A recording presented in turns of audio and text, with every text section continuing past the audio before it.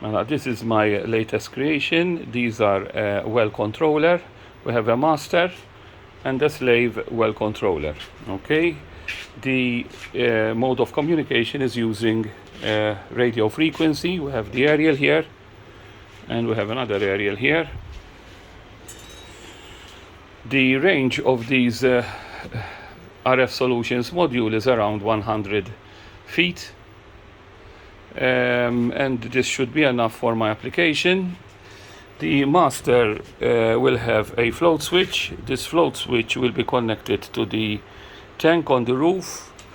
We have the reset switch, the red switch. We have the black switch, which is the mode switch, because I can change the modes. I can, for example, control a single pump or two pumps, or the second pump on its own, or two pumps in alternate mode. At the moment when the master is switched on, it would immediately go on two pumps.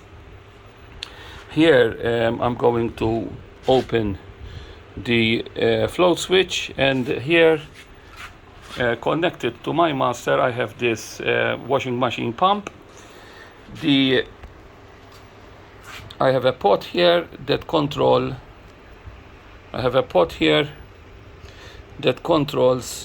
the how many seconds the timer of the system, up to 1023 seconds. Okay,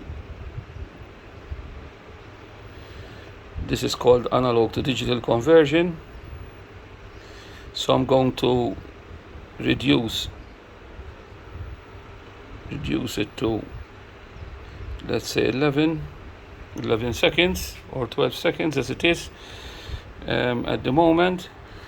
So when this time elapses, we will hear an alarm. If the float switch here, it will not close again. So here the washing machine pump has started, and here we're seeing that the timer is going down. I'm going to close the switch again, and here we see that the pump has stopped.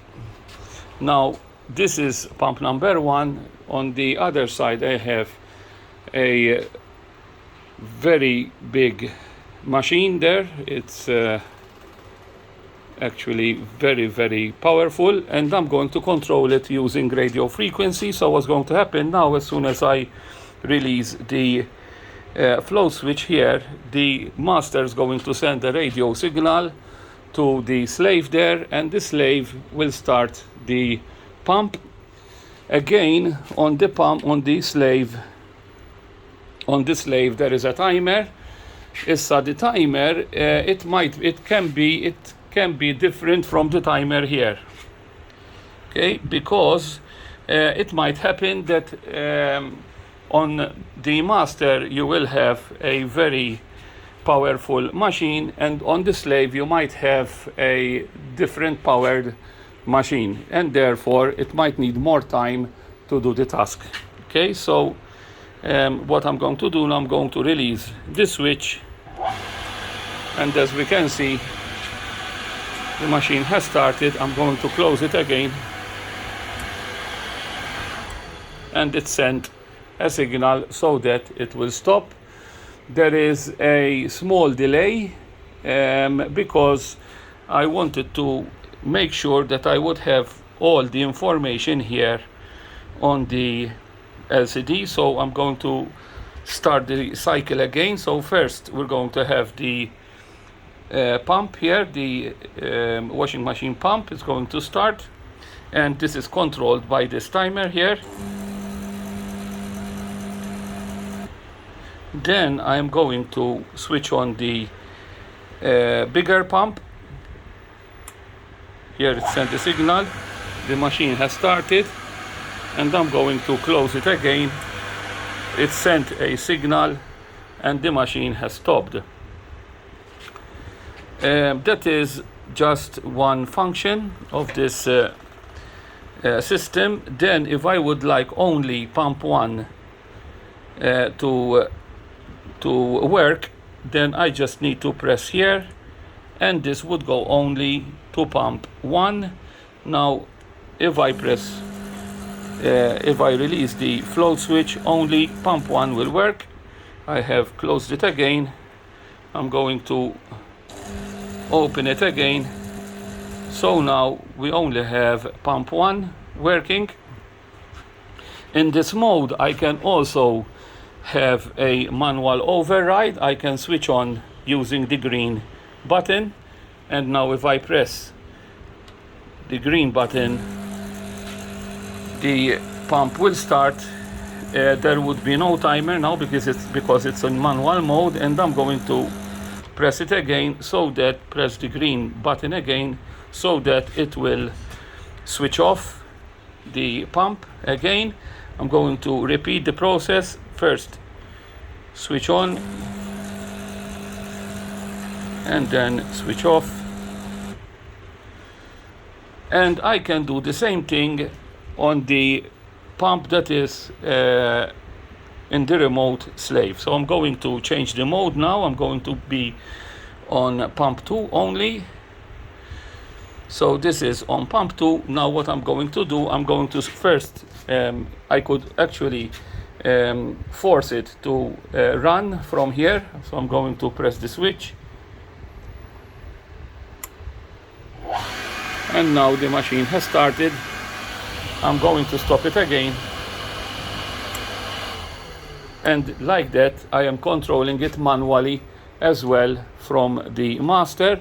Apart from that, I can also, can also work with the float switch. So I'm going to release the float switch again. This time the timer will start. I'm going to close it. And again, we have this system working remotely. Okay, I'm going to change again the mode to show what happens when the time expires. So I'm going to change back to pump 1. Even on this one, this feature works. So I'm going to start it again. This time I'm going to leave the timer to expire.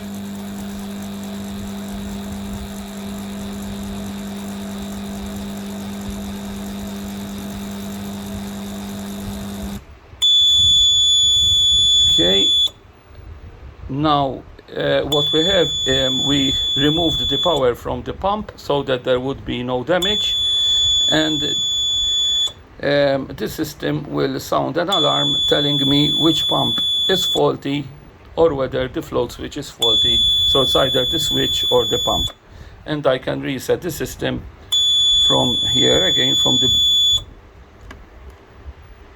and I could reset the system again. This could also be repeated for the other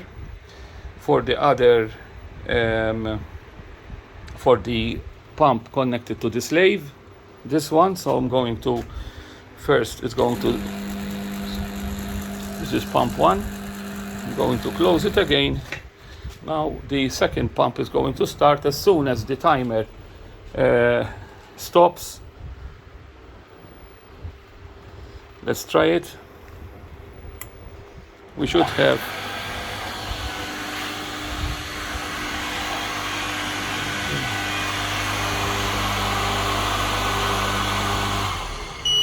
now here. What happened is that the slave has started.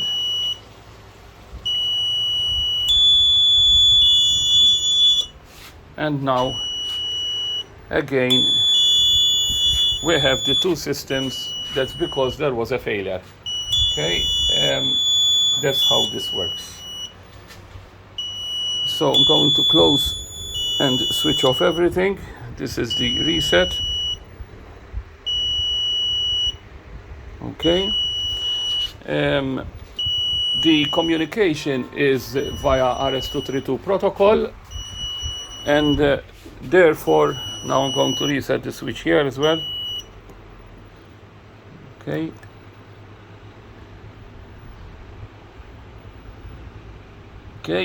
from the slave, apart from waiting for the radio signal from the master, I can also manual override it here by pressing the green switch here. So if I press the green switch, the pump will start.